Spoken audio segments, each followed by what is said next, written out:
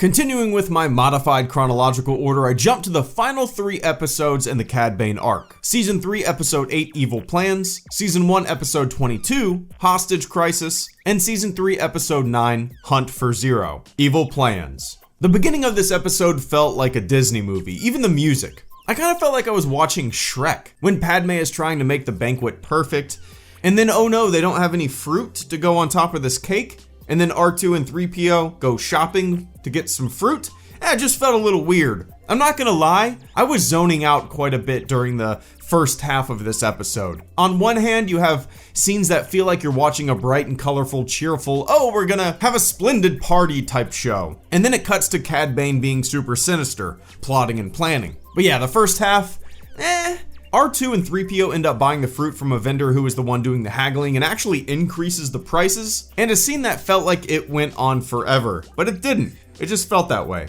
And then R2 and 3PO are approached by a droid who wants to give them a droid spa treatment, which yet again, another scene that felt like it went on forever, but it actually didn't. It just felt that way. So R2 agrees to go to the spa. 3PO gets captured by Cad Bane's droid henchman. Cad Bane tries to scan 3PO's memory in an attempt to acquire the exact layout of the Senate building. This is unsuccessful, and being the bumbling buffoon that 3PO is, he tells Cad Bane that R2-D2 would have the information that he needs. See, when Cad Bane has a large presence in this episode, things start to get moving. One of the things that I actually liked early on was when R2 is enjoying his spa treatment and it's juxtaposed by shots of 3PO being interrogated. But yeah, I was completely zoning out until Cad Bane started playing a larger role.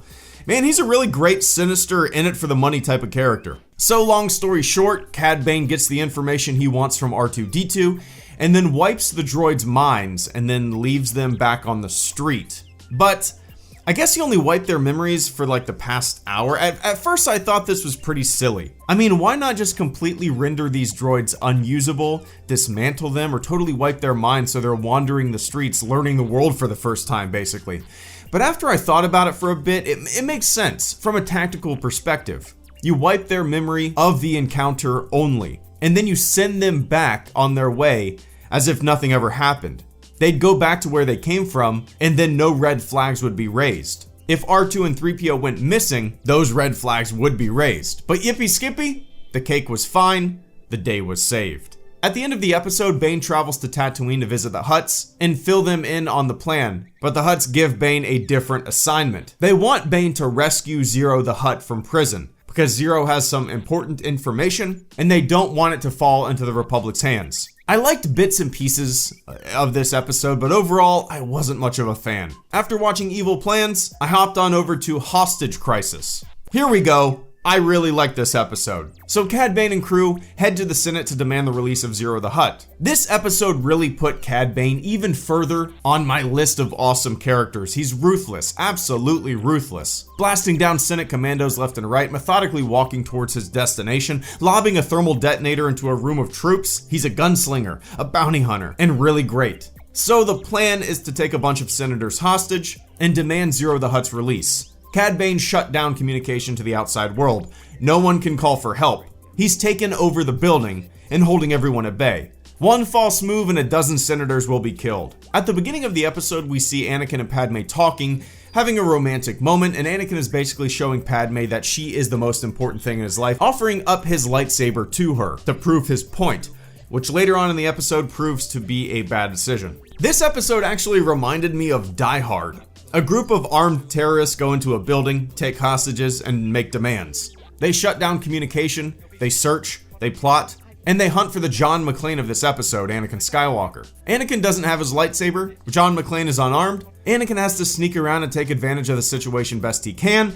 John McClane sneaks around and does the same. I liked everything about this episode from beginning to end. My two favorite aspects were, without a doubt, Cad Bane's infiltration of the building and Anakin sneaking around. But Anakin is eventually captured, dragged into the room with the senators, and Bane places tripwires all around them. If they move, they go boom. Palpatine eventually gives in to the demands and agrees to give up Ziro. While Ziro was being escorted out, there was a moment that I chuckled at. Kind of a meta moment in the show. The door opens, showing Ziro, and Ziro immediately starts to complain about how bright the sun is, going on. And then one of the clones standing next to him says, "Oh my god." He says, Oh my god. I chuckled. The clone was saying exactly what the audience is thinking. Ziro is annoying. Too annoying in my opinion, just stupid. And the clone said it for us. It reminded me of Bob's Burgers. Whenever Bob is annoyed by something, he just goes, oh my god. So, Ziro escapes along with Cad Bane. Bane decides to detonate the Senate room anyway, but Anakin was able to cut a hole in the floor with his lightsaber that Padme was holding onto in the nick of time. Bane, I'm assuming, thinks they're all dead. He then says he doesn't work for free, and then cut to credits. I really liked this episode. Simple, sinister, ruthless, and tense. After watching Hostage Crisis, I moved on to Hunt for Ziro. Quinlan Vos and Obi-Wan Kenobi are on the hunt. Vos is like a hippie bro Jedi. I like him. He's quick on the action, seems to just blurt out whatever's on his mind. He's not the stoic Jedi master that most people think of when they think of Jedi. I like the idea of Nal Hutta, the Hutt home planet. I like the Hutt family being gangsters, scheming for control, power, and money, but man, Ziro and Ziro's mom later on in this episode, they remind me of the movie Gummo. If you've never seen Gummo, it'll make you feel like you need a shower.